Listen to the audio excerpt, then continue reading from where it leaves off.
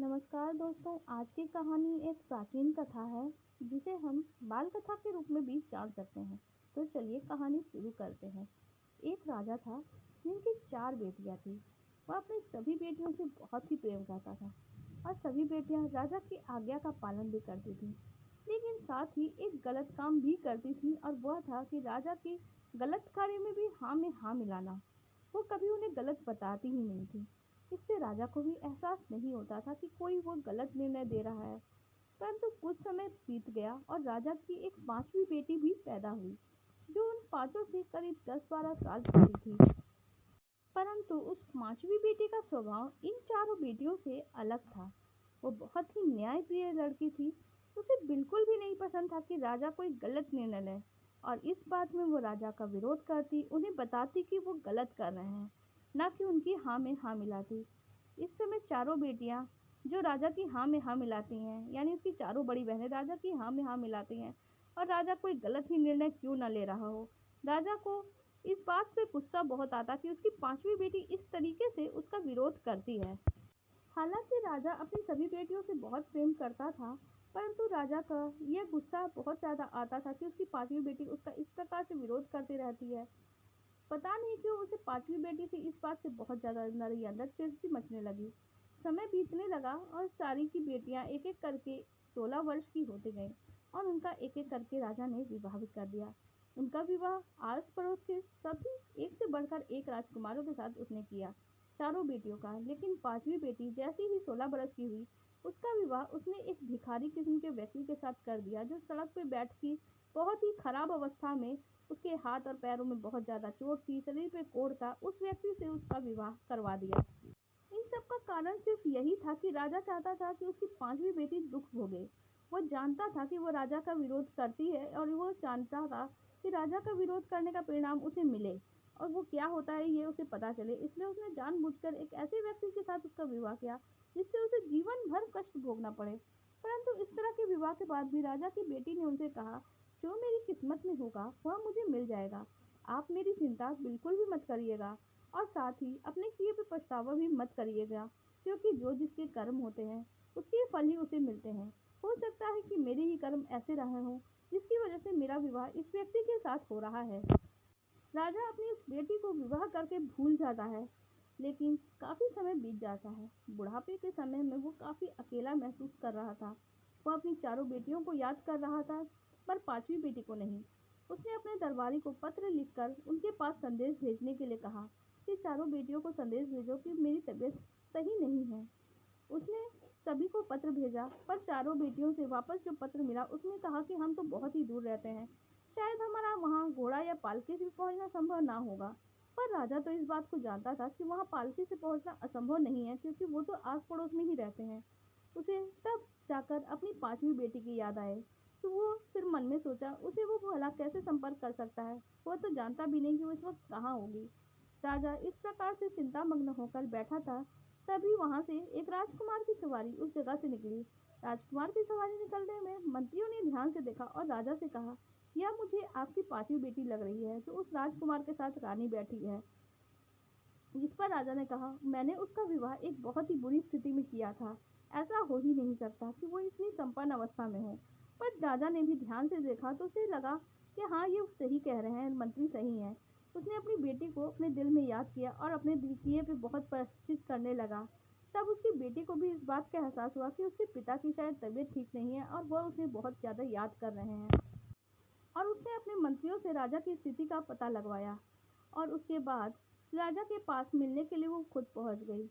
लेकिन राजा उसे देखकर हैरान था और उसने कहा, तुम्हारी स्थिति तो मैंने बहुत ही खराब अवस्था में तुम्हारा विवाह करवाया था, पर तुम्हारी स्थिति तो बहुत ही संपन्न है और बहुत ही अच्छी है।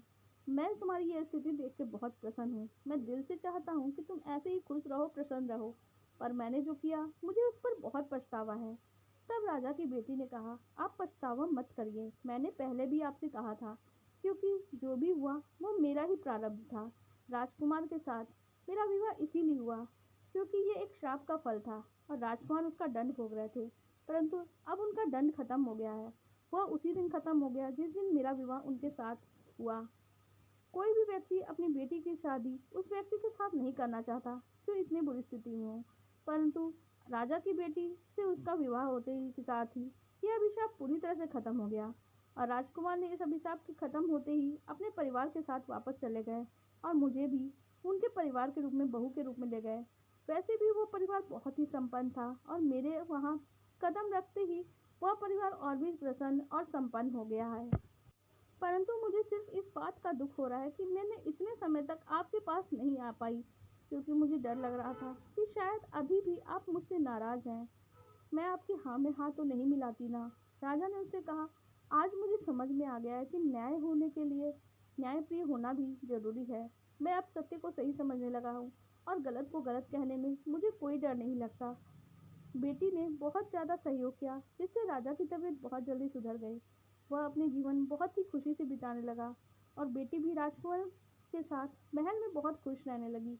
लेकिन राजा के मन में अभी भी एक प्रश्न था कि आखिर ऐसा कौन सा श्राप था जिसकी वजह से राजकुमार इतना दुख भोग रहे थे। राजकुमार के जाने के बाद राजा के मन में यह चिंता हुई, आखिर ऐसा क्या हुआ होगा जिसकी वजह से राजकुमार को यह श्राप मिला होगा। और यह प्रश्न उनके मन में लगातार ही घूम रहा था। आखिर उन्होंने एक संदेश भिजवाया अपनी पांचवी बेटी यानी राजकुमारी से के साथ राजा से मिलने के लिए। वह उनके महल में आई। तब राजा ने अपने मन की शंका जाहिर करते हुए उससे पूछा, आखिर ऐसा क्या हुआ था कि जो तुम्हारे पति को तुमसे मिलने से पूर्व जो श्राप मिला था वह तुमसे मिलने के बाद ही खत्म हो गया, और वह श्राप का कारण क्या था। इस प्रश्न के उत्तर में राजकुमार ने राजा को बताना शुरू किया। मैं इस प्रश्न का उत्तर देता हूँ। असल में बात यह है कि मैं एक बहुत ही संपन्न परिवार राज परिवार से जुड़ा हुआ राजकुमार था, परंतु इस बात का मेरे अंदर बहुत ज़्यादा अहंकार था। मैं हर महीने में या 15 ही दिवस में शिकार के लिए जंगल जाता और जंगल में किसी स्थान पर छुपकर शिकार करता। पर मैं जंगल के अंदर जाते जाते एक ऐसे स्थान पर पहुंच गया जहाँ पे एक ऋषि मुनि बहुत ही ज़्यादा तपस्या कर रहे थे और उनका तपस्या स्थल बहुत ही पवित्र था। वहाँ पे पशुओं की बहुत सुरक्षा होती थी, पशुओं का बहुत ध्यान रखा जाता था, कोई भी उन्हें क्षति नहीं पहुँचा सकता था। एक पशु दूसरे पशु का भी ध्यान रखता था और वह उन्हें क्षति नहीं पहुँचाता था। मैं ऐसे आश्रम में पहुँचा और बिना जाने ही एक तीर चला दिया, जिससे एक हिरनी बहुत ही बुरी तरह से घायल हो गई। वह लगभग घसीटते हुए ऋषि के पास गई। ऋषि ने उनकी स्थिति देखी, उनके आंखों से अश्रु निकले और अनजाने में उनके मुंह से शब्द निकले कि जिसने तेरी हालत ऐसी कर दी है वह भी ऐसे ही घसीट घसीट के चलने लग जाए। तब जाकर मुझे एहसास हुआ कि मैंने बहुत गलत किया है, पर साथ ही ऋषि को भी एहसास हुआ कि उन्होंने कुछ ज़्यादा ही गलत कह दिया। मैं वहाँ सामने ही खड़ा था। मैंने ऋषि से माफ़ी मांगी तो उन्होंने कहा, यह श्राप तो मैंने तुम्हें अनजाने में दे दिया है, लेकिन यह श्राप तभी समाप्त हो जाएगा जब एक राजा अपनी बेटी की विवाह तुम्हारे साथ संपन्न कर देगा। परंतु ऐसी स्थिति में कोई साधारण व्यक्ति भी मेरे साथ विवाह क्यों करता। एक कोढ़ी व्यक्ति जिसके शरीर में बहुत ज़्यादा चोटें हों, भला ऐसे व्यक्ति के साथ कोई साधारण व्यक्ति भी अपनी बेटी का विवाह नहीं कर सकता था। और मैं जो अपने श्राप को पूरा करने के लिए जंगल के एक किनारे सड़क के किनारे ही बैठकर खुद को अपने कर्मों के लिए महसूस कर रहा था और सोच रहा था कि शायद ये श्राप मेरे जीवन के अंत तक ना समाप्त हो, और जो ऋषि ने जो उपाय बताया था वो उपाय शायद कभी काम ना करे। मैं बस शिव जी की प्रार्थना करता और भगवान शिव से कहता कि मेरे इस कर्म को जल्दी से जल्दी पूरा करे और मुझे अपने पास बुला ले। और मैं शिव जी को रोज जल चढ़ाते हुए यही बातें कहता था। उन ऋषि ने मेरी यह हालत देखी और कहा, शिव जी ही तुम्हारी इस समस्या का हल करेंगे, तुम चिंता मत करो, वह तुम्हें जरूर आशीर्वाद देंगे। मैं रोजाना इसी अवस्था में शिव जी पर जल चढ़ाता था, उन पे बेलपत्र अर्पित करता था। मेरे परिवार वाले मेरी स्थिति देख के बहुत ही आंसू बहाते थे। मेरी स्थिति दिन प्रतिदिन बहुत ही बुरी हो गई थी। मैं एक भिखारी के समान दिखाई देने लगा। लेकिन जब आप अपनी ही पुत्री से नाराज थे और बहुत ही ज़्यादा क्रोध में आकर आपने अपनी ही पुत्री का विवाह मेरे साथ कर दिया, वो तो एक राजकुमारी थी, उसके साथ मेरा विवाह होते ही शिव जी की यह लीला संपन्न हो गई और मेरा ही श्राप ये खत्म हो गया। मैं बहुत ही अच्छी अवस्था में आ गया और उसके साथ विवाह होते ही मैं जीवन सुखपूर्ण बिताने लग गया और उसका जीवन भी मैंने सुखपूर्ण बना दिया। यह सुनकर राजा की भी आंखों से आंसू गिर चुके थे और राजा ने भी अपने किए पे माफ़ी मांगी। तब उनकी बेटी ने उन्हें गले लगा के कहा, जो होता है अच्छे के लिए होता है। आप मुझे इतना प्रेम करते हैं तभी तो आपने मेरा विवाह एक अच्छे राजकुमार के साथ किया है। इस सारी घटनाओं को देखते हुए सभी दरबारी एक साथ बोल उठे, हर हर महादेव। आप लोगों को हमारी ये कहानी कैसी लगी कमेंट सेक्शन में जरूर बताइएगा। साथ ही वीडियो को लाइक कर दीजिएगा और हमारे चैनल को भी सब्सक्राइब कर लीजिएगा। धन्यवाद।